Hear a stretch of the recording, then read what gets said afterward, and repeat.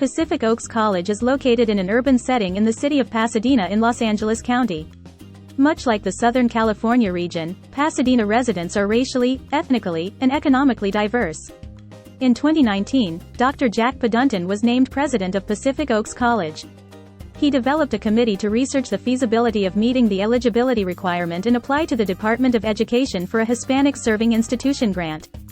Pacific Oaks College applied with a 48.7% of its total undergraduate student population as Latinx above the 25% eligibility requirement. In October 2020, Pacific Oaks was awarded a U.S. Department of Education Title V grant, providing a $2.5 million across 5 years. These funds allowed us to implement a wide range of services to academically support our students' retention to graduation and thrive during their college experience. Students benefit from a dedicated undergraduate success center with a lending library of books and laptops, complimentary bilingual tutoring service, academic advising, a speakers series to share the backstory and successes based on a foundation of higher education of Latinx. This podcast series is part of our HSI Grants educational outreach to raise awareness of the value and importance of higher education degree attainment within the Latino community. The podcast will provide you with information on how to begin your college dream. You'll learn about financial aid in completing the FOFSA, aligning your interest with a college degree program, the application process, and what campus resources are available to you. We will share motivating stories from local Latinos who have overcome challenges and earned their college degree as the foundation for their success. You will also hear from faculty and alumni who are there to support you as a student to strive and excel, becoming self-sufficient and successful. Welcome to Pacific Oaks College Hispanic Serving Institution Podcast. Tu sueño, tu realidad.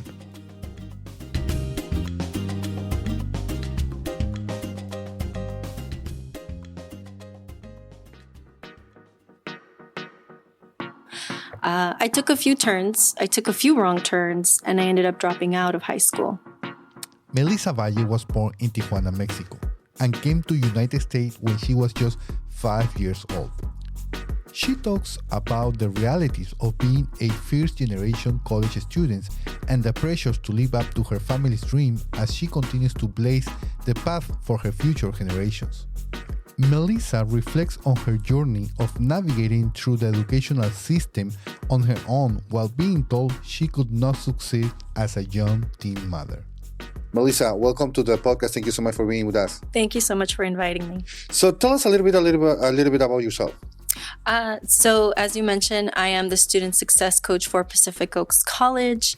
Our college obtained a grant of $2.5 million last year, and this has been such an exciting project. We've been able to help all of our undergraduate students from all modalities, and it really is an exciting time to be a part of this center.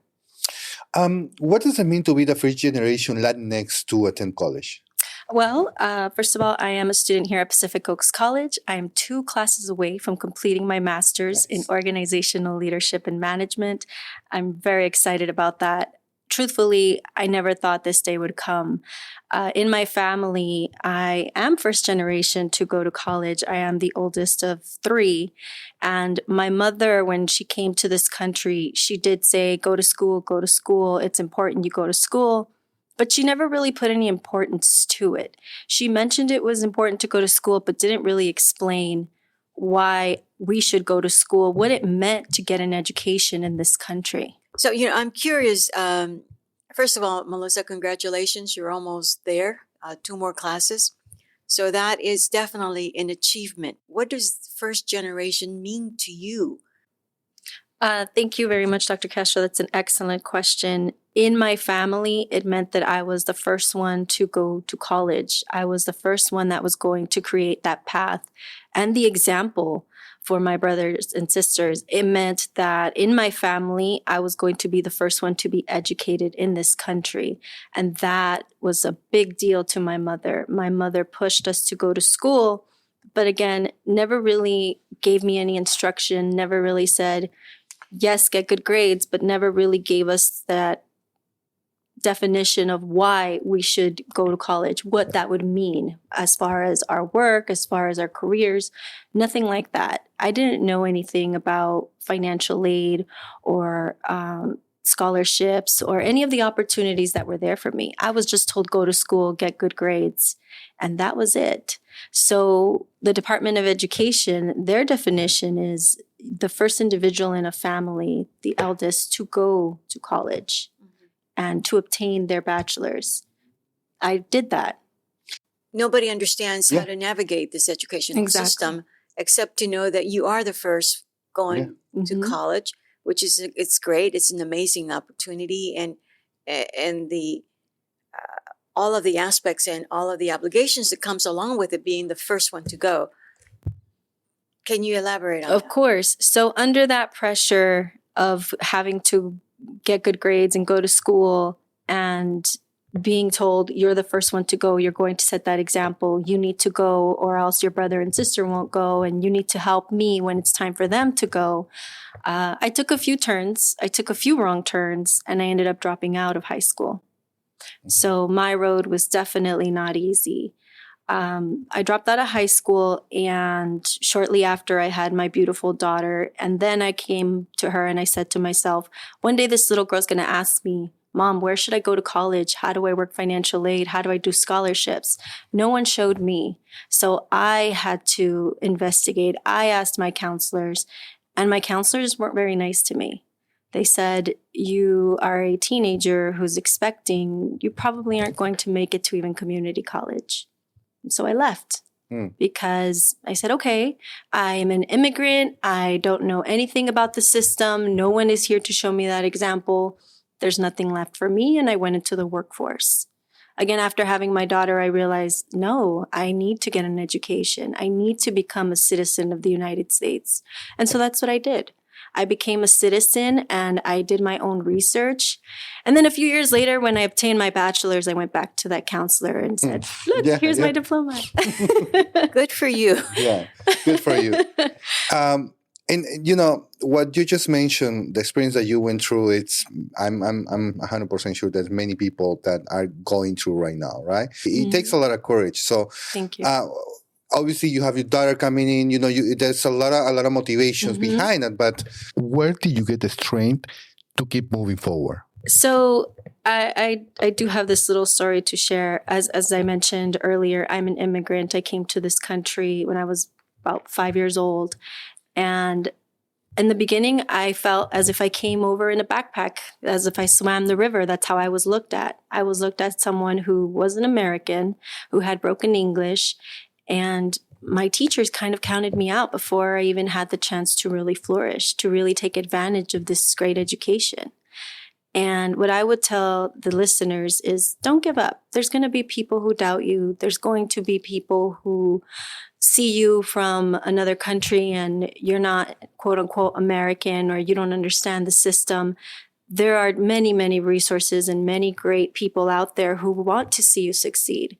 Like here at Pacific Oaks College, we really have that culture of being a PO familia, a PO family.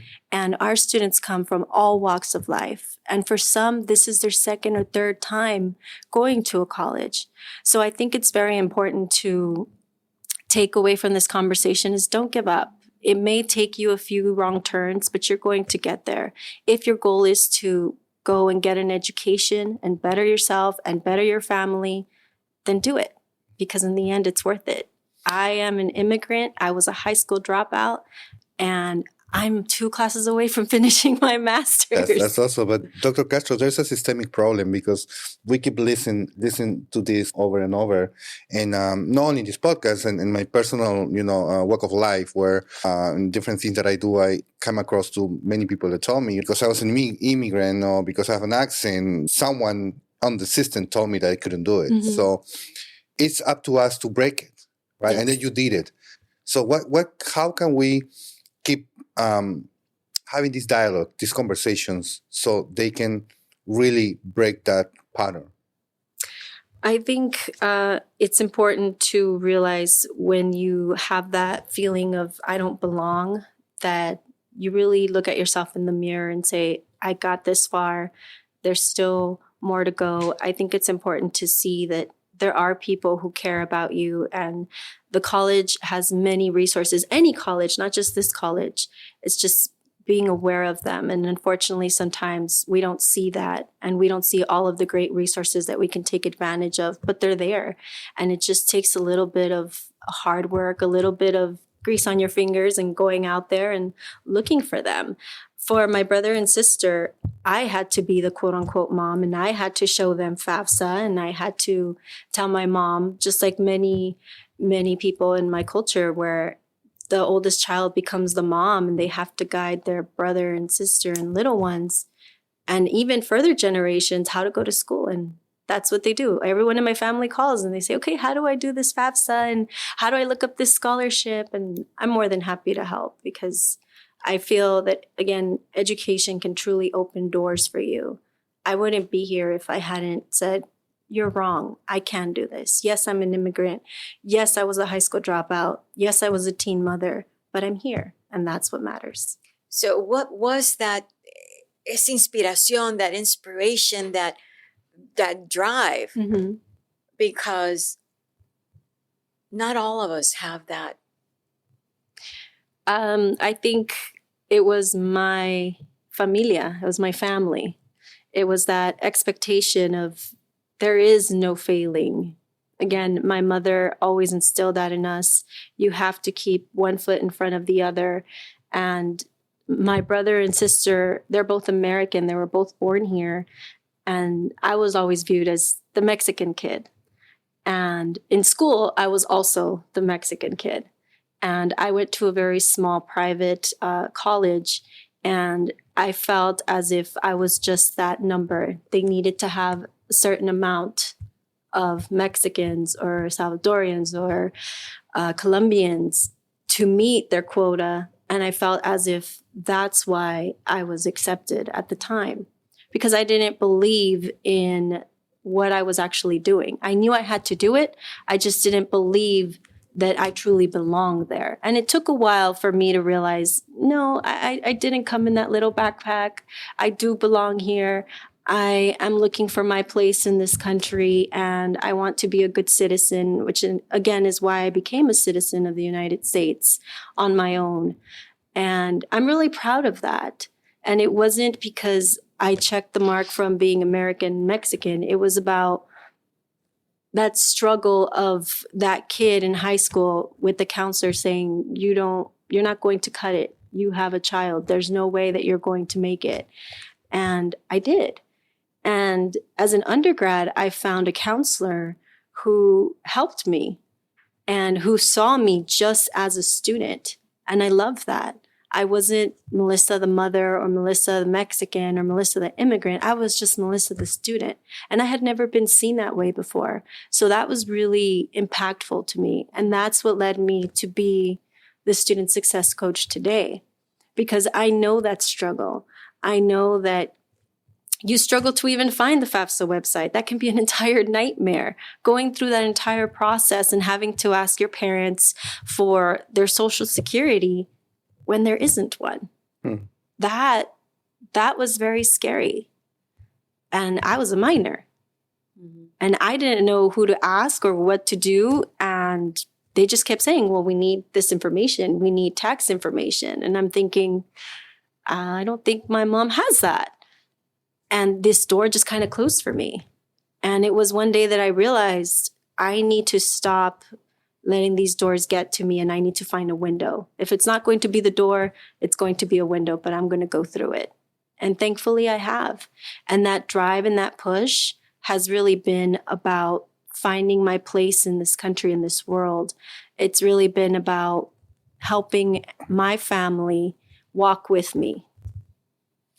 Finding my place in this country, I love that, because that's what we need to do as immigrants. And sometimes we come to this country, we are not, maybe we're on the way to be a citizen, but we're still living in this country. Yes. And we need to really acknowledge that this is our country.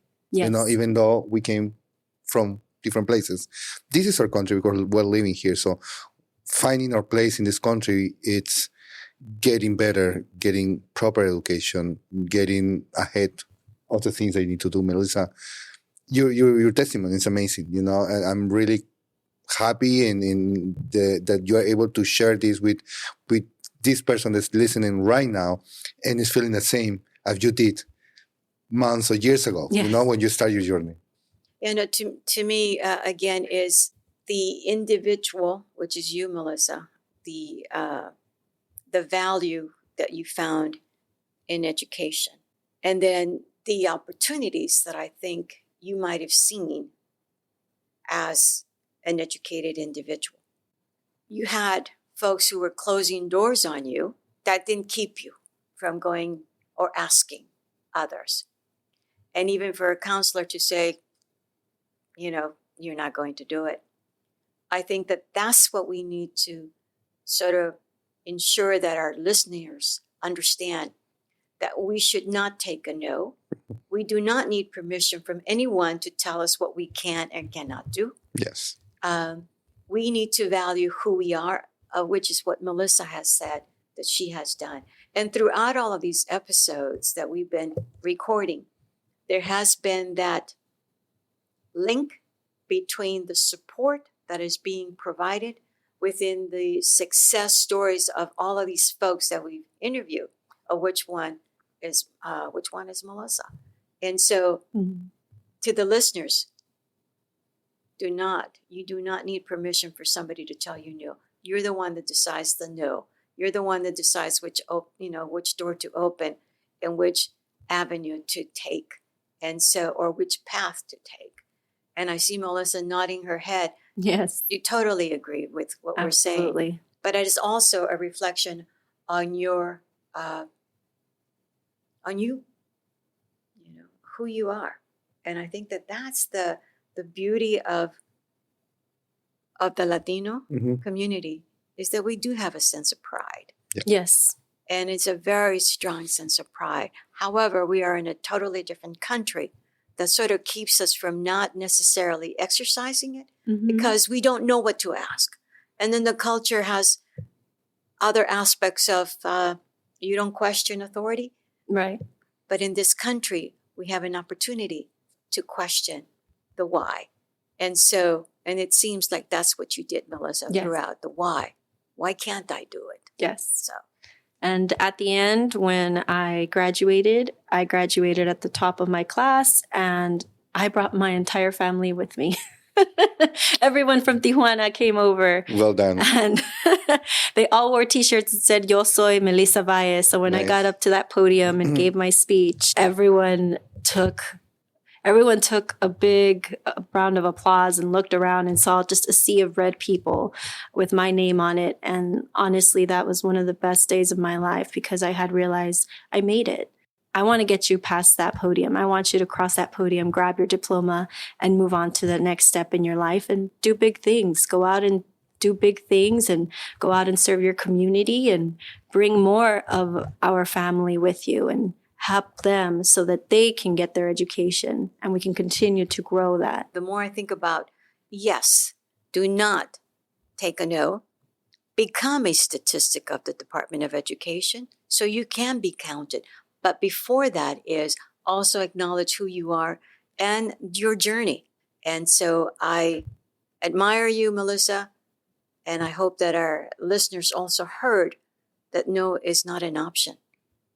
Absolutely. Thank you, Dr. Castro, and thank you, Douglas. This was amazing. And again, keep going. You're almost there. And I promise you, the end result will be amazing. Well said. Thank you so much.